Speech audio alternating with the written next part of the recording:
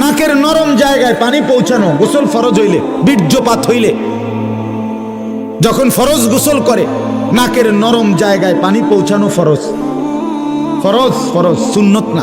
ওযুর মধ্যে নাকে পানি দেওয়া সুন্নত, কিন্তু ফরজ গোসলের সময় নাকে পানি নরম জায়গায় পৌঁছানো কি ফরজ। এই যে নাক যেদূর ভাঙ্গে প্রত্যেকের, এদূর রে কয় নরম জায়গা। প্রত্যেকের নাক লাইরা দেখেন, এই নাক ভাঙ্গে যেমনি লড়ে যেমনি, এর একটা সীমানা আছে।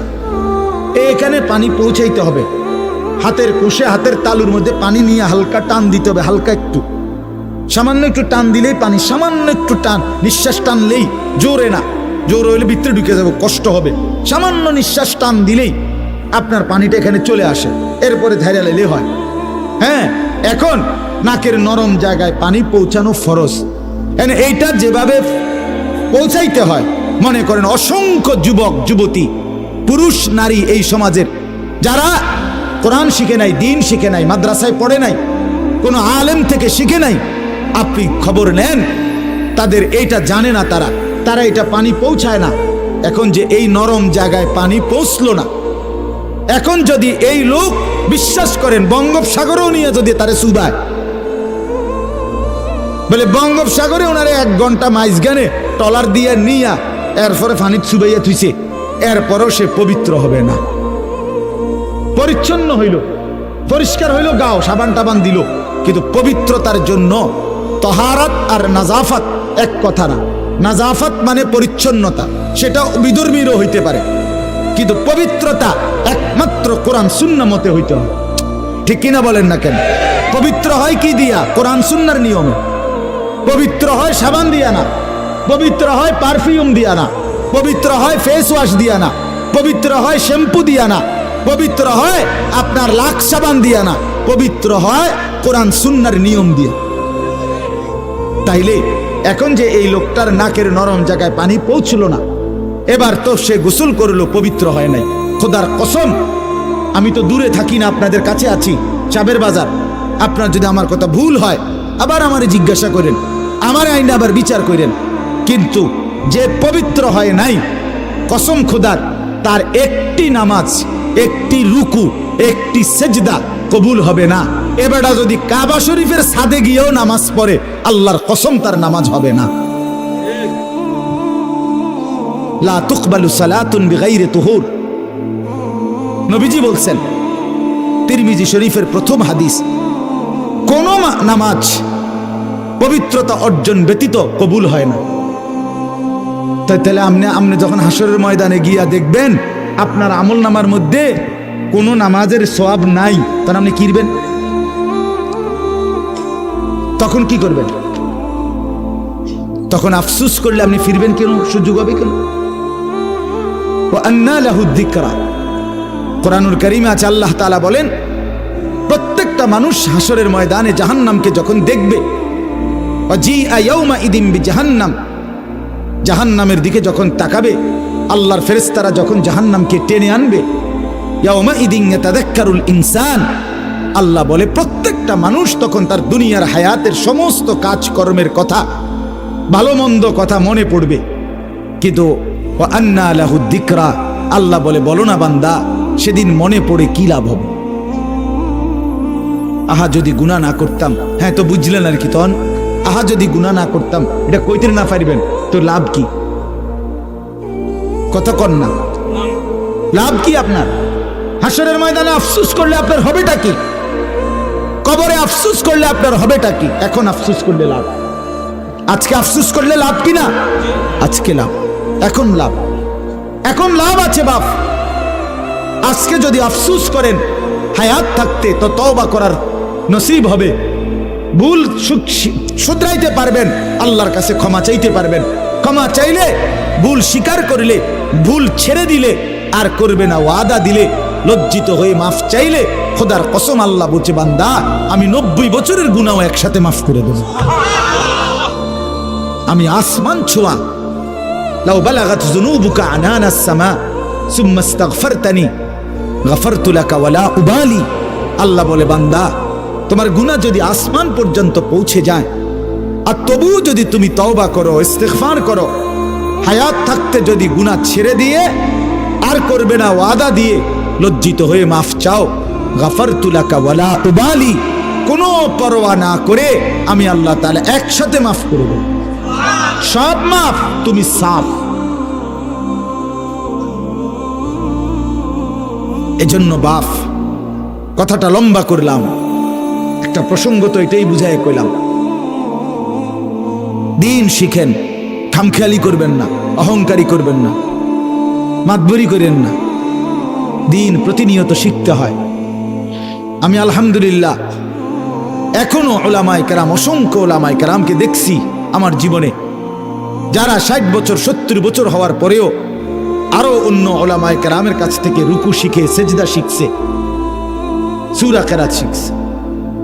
আমি তো ব্যক্তিগতভাবে গত বছরও আমার খুলনার হজরতের কাছে, আমাদের মাওলানা জহিরুল ইসলাম ভাইয়ের মাদ্রাসায় শাহদিলার বাগে, এবং আমার বাসায় হজরত ছিলেন একদিন রাত 2টা বাজে, 1:30 2টা বাজে, হজরতকে আমি দেখাইছি যে হজরত আমার রুকুটা হয়নি, একটু দেখেন, সেজদা হয় কিনা দেখেন। হজরত সোজা করে ধরে দেখাই দিছে। দিন শিখতে হয়, ওলামায়ে কেরামকেও আরো শিখতে হয় প্রতিনিয়ত প্রতিনিয়ত। একমাত্র ইলম এমন এক সেই যার মধ্যে কোনো তৃপ্তি নাই। ইলমের মধ্যে কোনো কি নাই, তৃপ্তি নাই বলতে বুঝাইছি মানে আর লাগতো না। আরে বেটা যা পড়ছি এটি তুই না জায়গায় তো নাই। আরে বাপরে, আপনি একটা মাত বড়ইয়া গেছেন, আপনি এটি তুই নেই জায়গা নাই, বুঝেন নাই কথাটা? না, আল্লাহ তাআলা কি শিখাইছেন, রাসূলুল্লাহ সাল্লাল্লাহু আলাইহি ওয়াসাল্লামের ইলম আল্লাহ কি পরিমাণ দান করছে নবীকে। ওয়া আল্লামাকা মা লাম তাকুন তা'লাম ওয়া কানা ফাদলুল্লাহি আলাইকা আযীমা। নবীকে আল্লাহ সরাসরি বলছে, বন্ধু আপনি যত কিছু জানতেন না আমি সব ইলম আপনাকে দান করলাম। ওয়া কানা ফাদলুল্লাহ আলাইকা আযীমা, আপনার উপরে আমার দয়া অনুগ্রহ সীমাহীন। এরপরে আল্লাহ নবীকে পূর্ণ ইলম দিয়েছেন। আমাদের নবী বলছেন সাল্লাল্লাহু আলাইহি ওয়াসাল্লাম, উতিতু ইলমাল আউয়ালিন ওয়াল আখিরিন। এটা রাসূলুল্লাহর হাদিস। নবীজি বলছে পৃথিবীর প্রথম ব্যক্তি তাকে আল্লাহ তাআলা যেই ইলম দিছে, পৃথিবীর শেষ ব্যক্তি তাকেও আল্লাহ যেই পরিমাণ ইলম দিছে, এই শুরু থেকে শেষ পর্যন্ত যত মানুষকে আল্লাহ যত ইলম দিয়েছেন, আমি মুহাম্মদকে আল্লাহ তাআলা তার সবটা ইলম একসাথে দিয়েছেন। আমি রাসূল, সেই রাসূল। উতিতুল কুরআন ওয়া মিথলাহু মাআহু। নবীজি বলছেন এই 23 বছরে আমার আল্লাহ আমাকে এই কোরআন, পুরা ইলম কোরআনের এটা পুরাটা আল্লাহ আমাকে দিয়েছেন। ওয়া মিসলাহু মাআহু, সাথে সাথে 23 বছরে এই কোরআনের সমপরিমাণ হাদিস সুন্নাহ নামে আল্লাহ তাআলা সমপরিমাণ আরো একটা ইলম আমাকে আল্লাহ তাআলা দান করেছেন।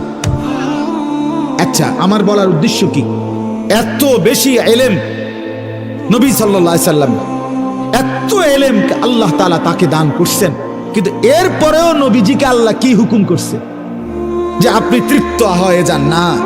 নবীজিকে আল্লাহ তাআলা কোন জিনিস দুনিয়ায় আল্লাহ তাআলা নবীকে বলে নাই আরো বেশি চান, আরো বেশি চান। না না, দুনিয়ার ভাত মাছ চাল ডাল, দুনিয়ার বাড়ি গাড়ি দালান বিল্ডিং, এগুলো বেশি চাইতে হয় না। আল্লাহ তাআলা একমাত্র বন্ধুকে বলছে, বন্ধু ওয়াকুল, আপনি বলেন রব্বি জিদনি ইলমা।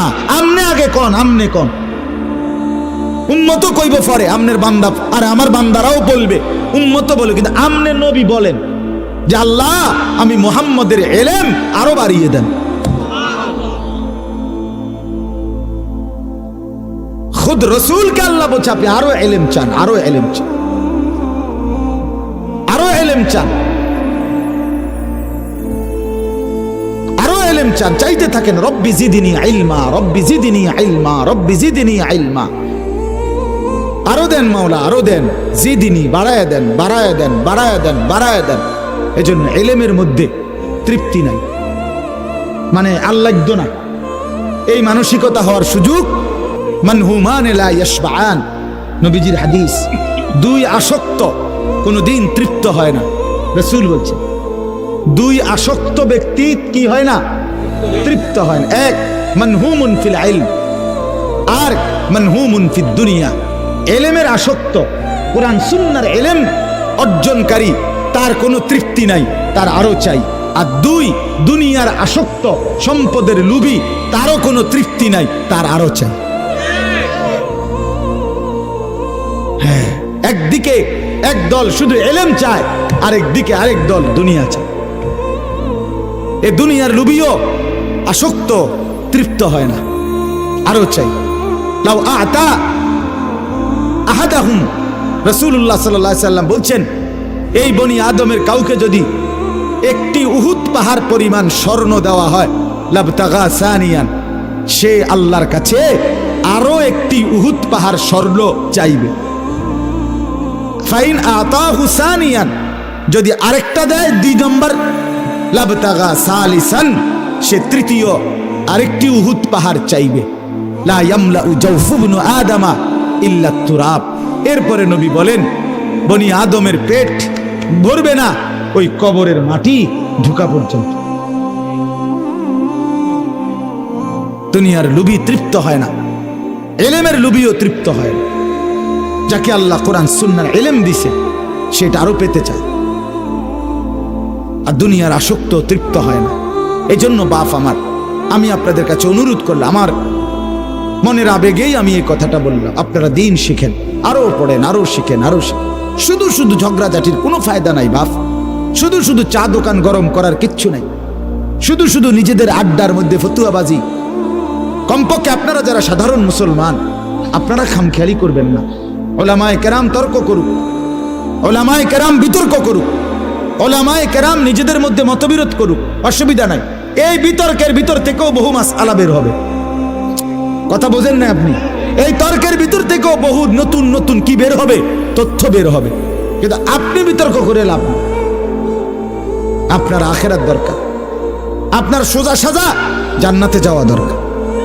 সাহাবী বলছে নবীজির কাছে আয়েশা, মুসলিম শরীফের হাদিস, আমি নিজে পড়াইছি আলহামদুলিল্লাহ। এক সাহাবী, সাধারণ গ্রাম্য বেদুইন সাহাবী, আরাবী সাধারণ সাহাবী আয়েশা নবীজিকে বলছে, দুল্লানি আলা আমালিন আমিলতুহু দাখালতুল জান্নাহ। ও আল্লাহর নবী, আমার একটা আমল বলে দেন, আমল কর্মু, জান্নাতে যামু। সোজা কথা। এত ফেসফুস বুঝি না, আমার জান্নাত দাও দরকার। কিতা কিতা করতাম হেডি কর, কি করতাম তা কর।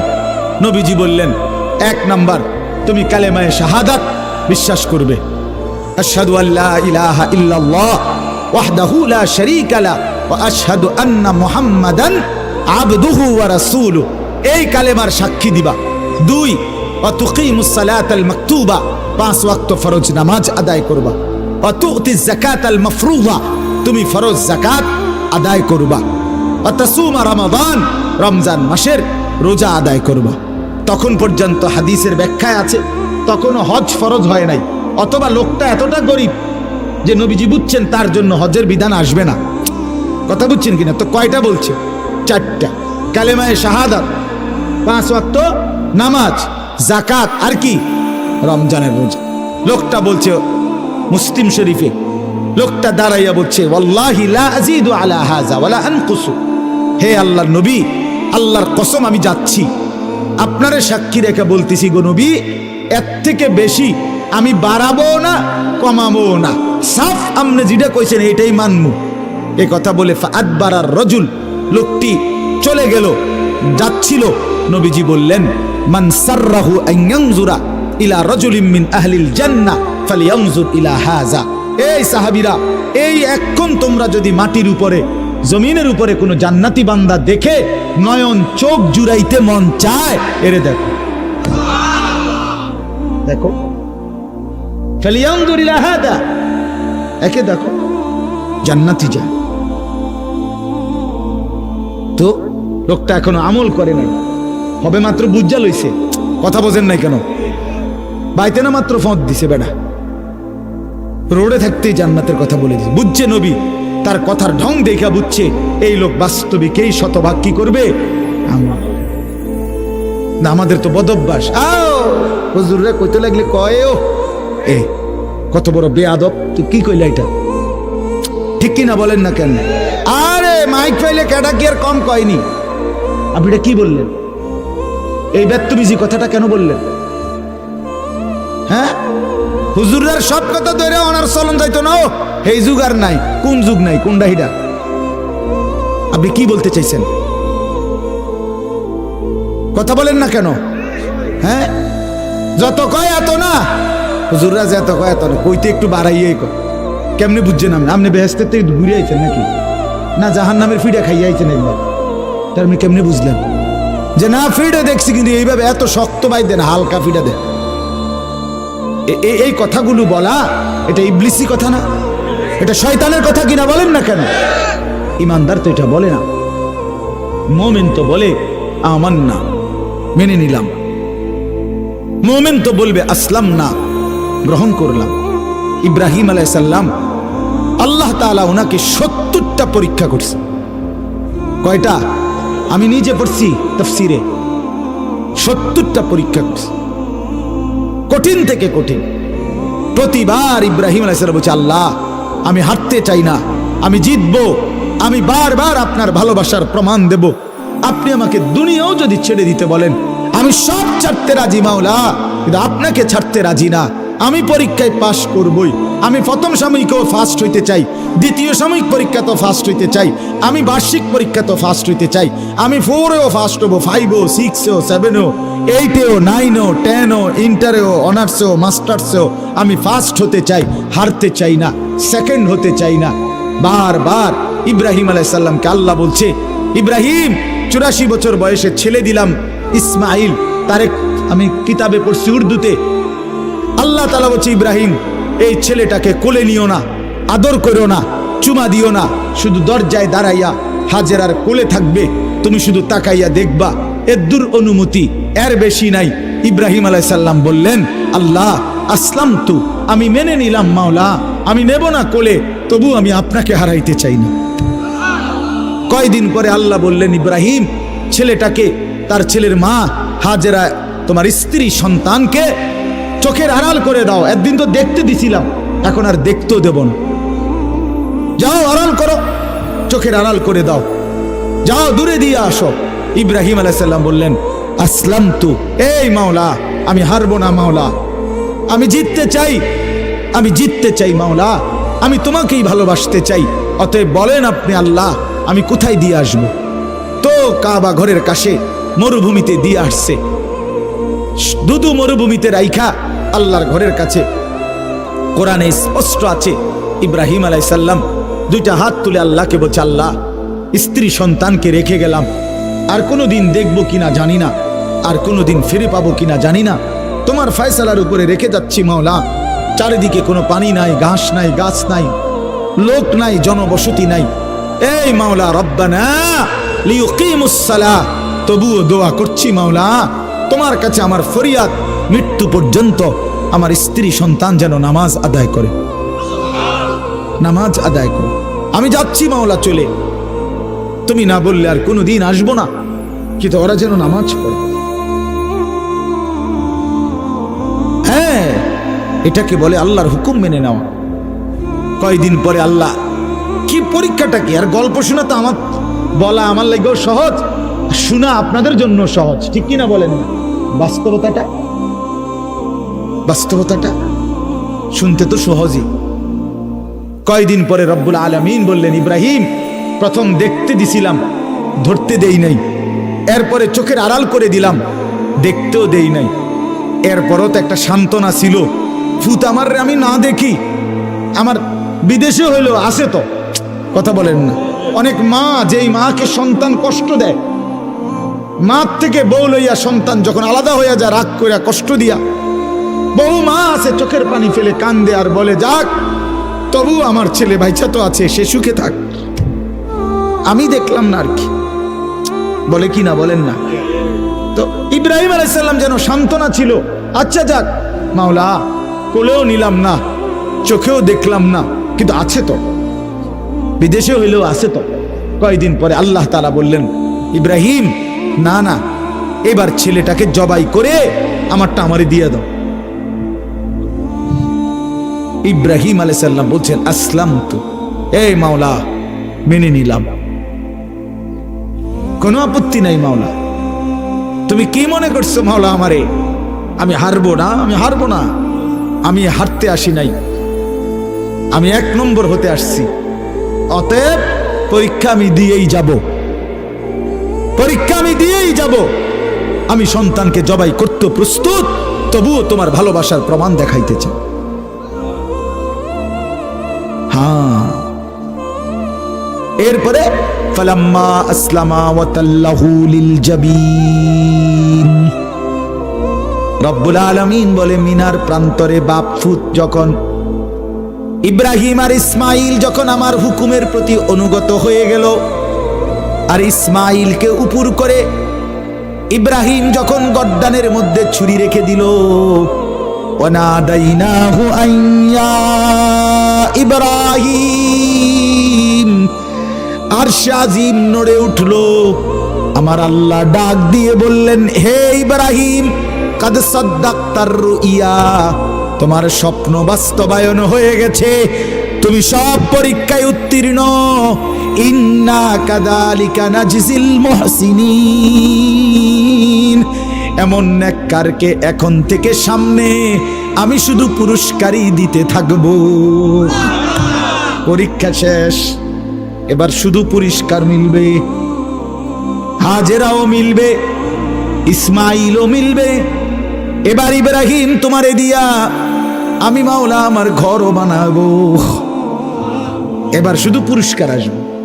পরীক্ষা দিছো বহুত দিন, তোমার কলজাটা ছিঁড়ে গেছে ইব্রাহিম, আমি জানি, কিন্তু তুমি আমার ভালোবাসায় হারো নাই।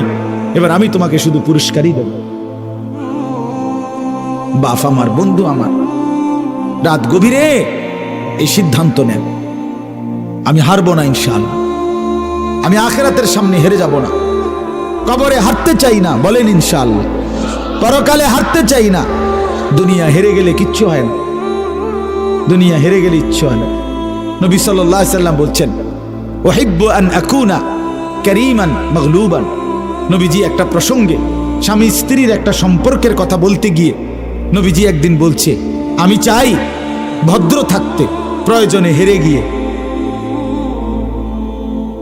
গিয়ে হলেও কি থাকতে চাই, ভদ্র থাকতে চাই। ওয়ালা উহিব্বু আন আকুনা গালিবান লাঈমান, আমি চাই না জিততে অভদ্র হয়ে, অর্থাৎ আমি দুনিয়া চাই না, আমি আখিরাতকে চাই, আখিরাতকে চাই।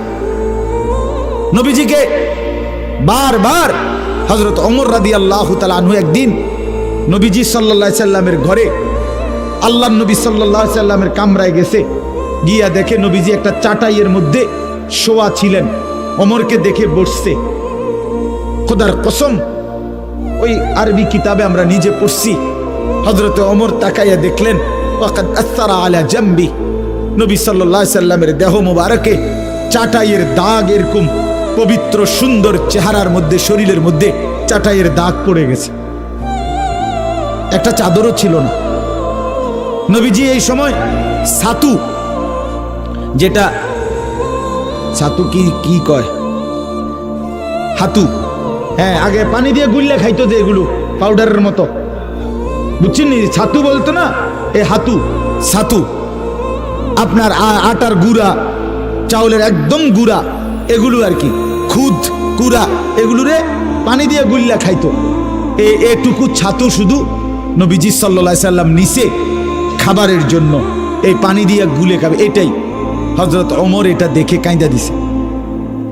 নবীজি মুচকি হাসি দিয়ে বললেন, মা ইয়াবকিকা, ওমর কাঁদলে কেন?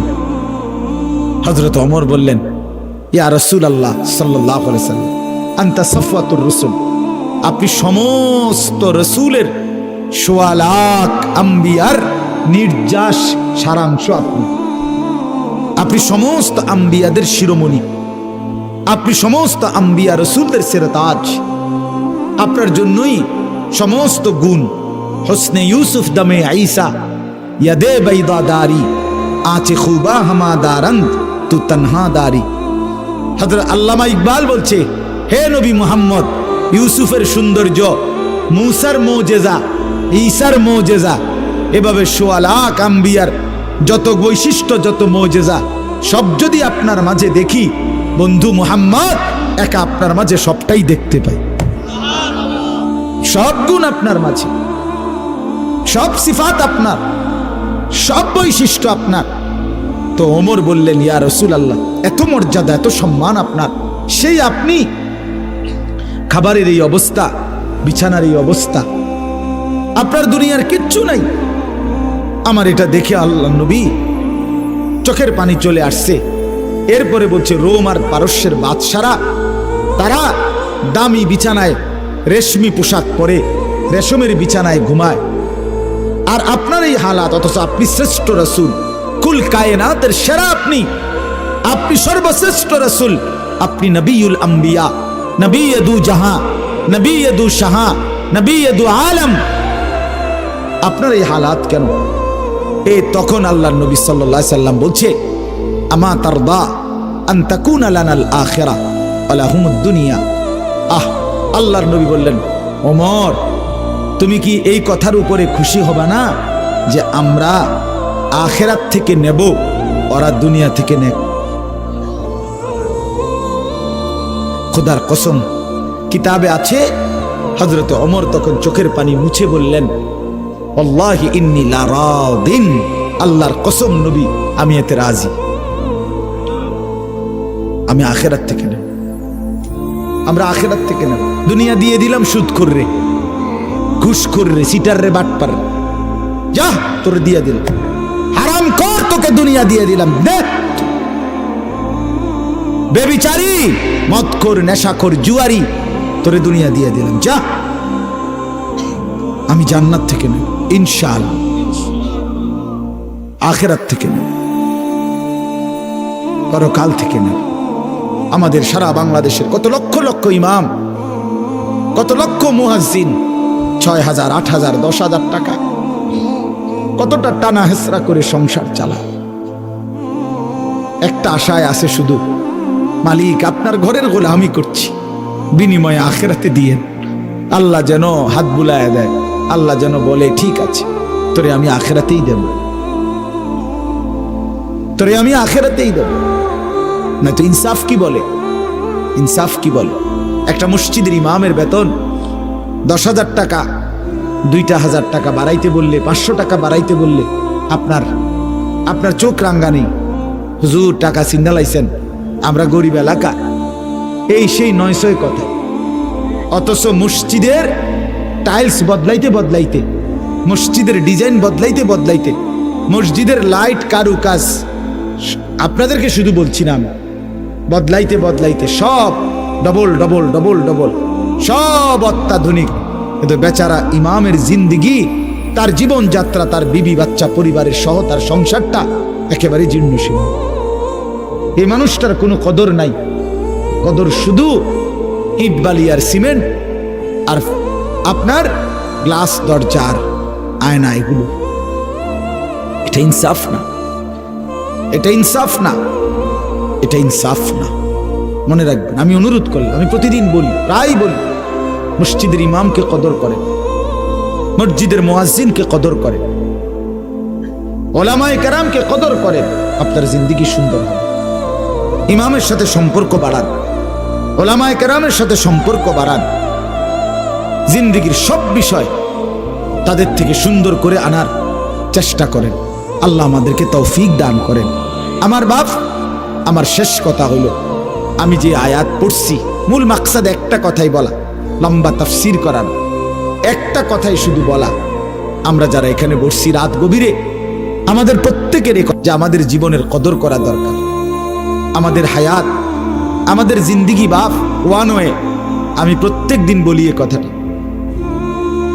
ওয়ান ওয়ে মানে একমুখী রাস্তা, যে রাস্তা দিয়া শুধু সামনের দিকেই যাইতে হয়, এদিক দিয়া আর পিছান যায় না।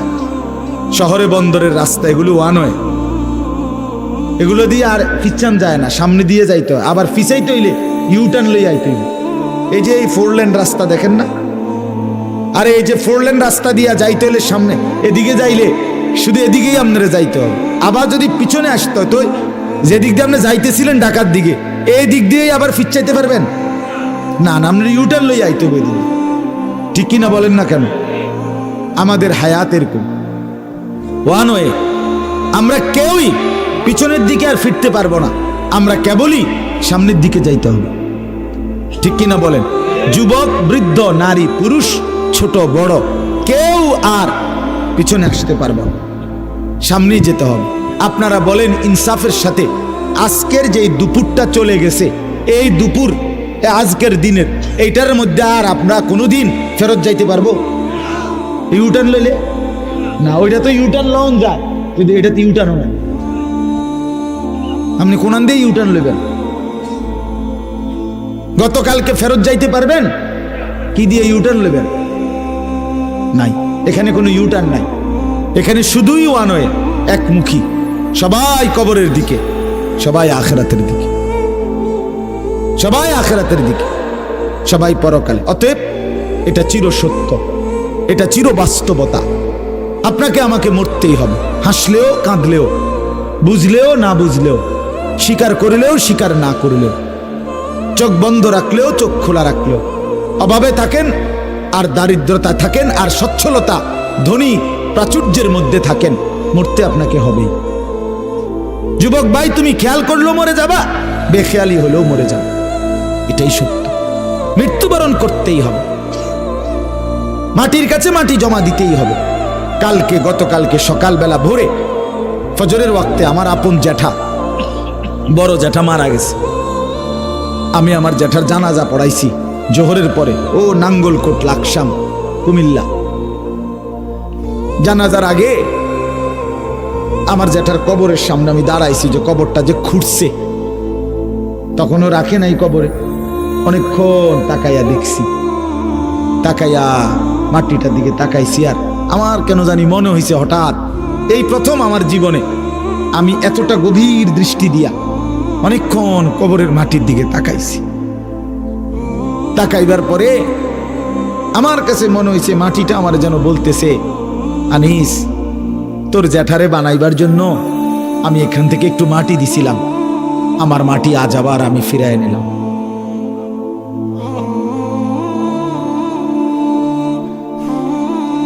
আমার মাটি আমি ফিরায় নিলাম। এই পৃথিবীর কোটি কোটি মানুষ আমাদের প্রত্যেককে বানানোর জন্য মাটি, যে মাটিটুকু দিচ্ছে আল্লাহর কুদরতে, সে মাটিটা যেন আবার বলে দিচ্ছে, আমার মাটি কিন্তু আমাকেই আবার ফেরত দিতে হবে। ফিহা নাঈম, আমার মাটি আমাকেই ফেরত দিতে হবে। আমি এক সুতা মাটি ছাড়বো না, আমাকেই দিয়ে দিতে হবে। মাটির মানুষ মাটিতেই মিশাই দিন। এই জন্য বাপ, আমি আপনাদের কাছে অনুরোধ করছি, রাত গভীরে আপনারা প্রত্যেকেই মৃত্যুর জন্য, আখিরাতের জন্য, পরকালের জন্য ফিকির করেন, নিজের ভালো, নিজের পরিবর্তন করেন। আমিও আপনিও চলেন ভালো হই, চলেন বদলে যাই, চলেন জিন্দিগিটা সুন্দর করি, জীবনটা কাজে লাগা। 5 ওয়াক্ত নামাজ কেন পড়বেন না? যুবক ভাই, তোমরা ফজরের নামাজ কেন পড়বা না? আল্লাহর সাথে কেন নারাজ হলে? আপনাদের স্ত্রী পর্দা কেন করবে না? হালাল কেন খাবেন না? ঘরের মধ্যে রঙিন টেলিভিশন আর কতদিন চলবে? নাচ গান আর নর্তকী কতদিন নাচবে? বলেন না বাপ, ইনসাফের সাথে ভাবেন।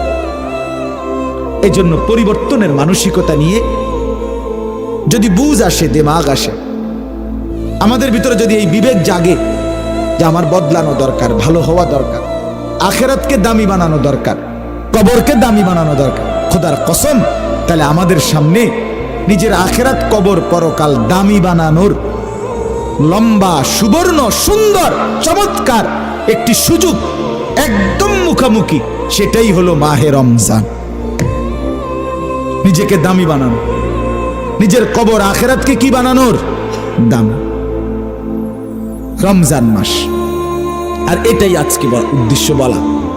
চলেন সিদ্ধান্ত নেই, এই আগত রমজান, আল্লাহ হায়াত দিলে আল্লাহর কাছে ভিক্ষা চাই সবাই মিলে, আর আল্লাহর কাছে বলি, আল্লাহ এই রমজান পর্যন্ত হায়াত দেন, আর রমজান গুনাহমুক্ত কাটাইয়া আপনার বন্দিগি শতভাগ আদায় করে আল্লাহ মুত্তাকি হতে চাই, জান্নাতি হতে চাই।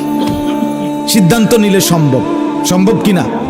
সম্ভব। এজন্য মাহে রমজানকে কদর করেন, আগত রমজানের জন্য প্রস্তুতি নেন, একদম কাছাকাছি।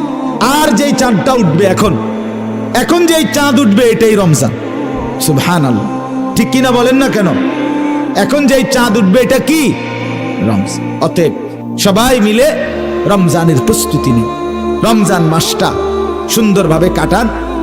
দেখবেন ঈমান একটা পাসপোর্ট, আর তাকওয়া এটা ভিসা। ভিসা লাগলে, তাকওয়া লাগলে জান্নাতি। উইদ্দাত লিল মুত্তাকিন, আল্লাহ কোরআনে বলছে জান্নাত বানানোই হয়েছে মুত্তাকিদের জন্য। এজন্য ঈমান পাসপোর্ট, তাকওয়া হলো ভিসা।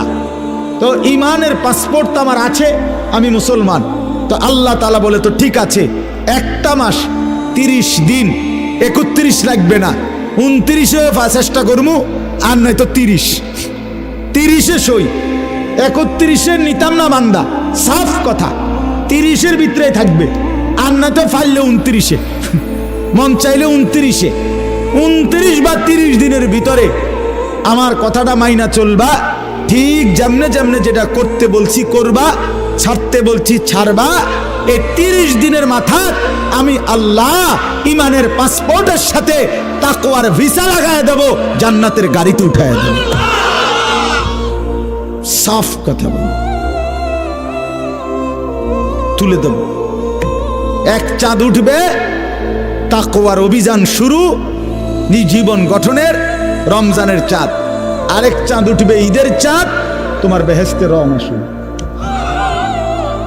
আমার দাদা রোজার আগে গ্রামে দাদা একটা মসজিদ করে দিছিল, আরো আগের কথা বলতেছি।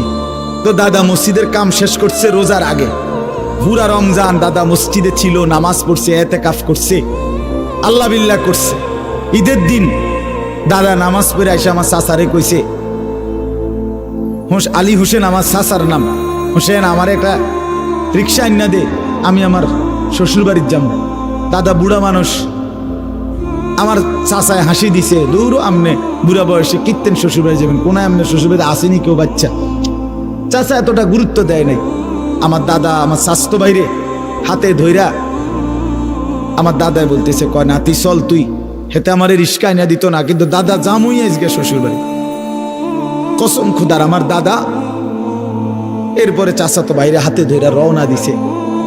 এ কদ্দুর গেছে, আর এই ঈদের দিন দাদা পড়ে গেছে, বেহুশ হয়ে গেছে।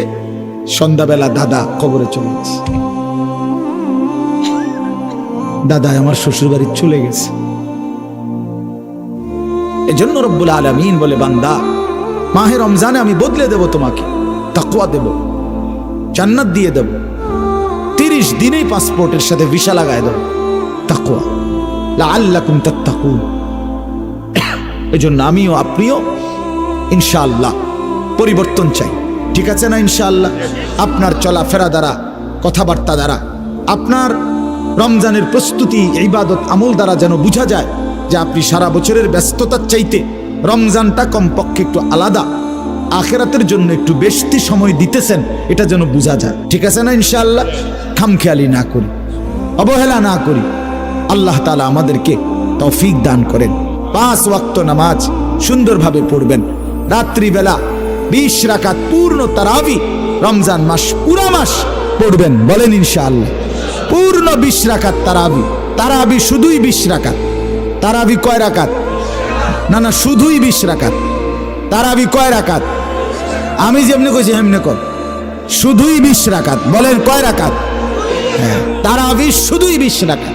8 রাকাত তারাবি হয় না, 12 রাকাত তারাবি হয় না, ওইগুলো নফল নামাজ, ওটা আলাদা নফল নামাজ। তারাবি শুধুই 20 রাকাত, বুঝছেন না? আপনি যদি বলেন অনেক হুজুরে তো কয় 8 রাকাত, তো আমি তো হুজুরে, আমি কইছি 20 রাকাত, তো ওনারটা আপনার বুঝে ধরছে, আমারটা বুঝে ধরছে না কা? আমার অসুবিধা কিতা?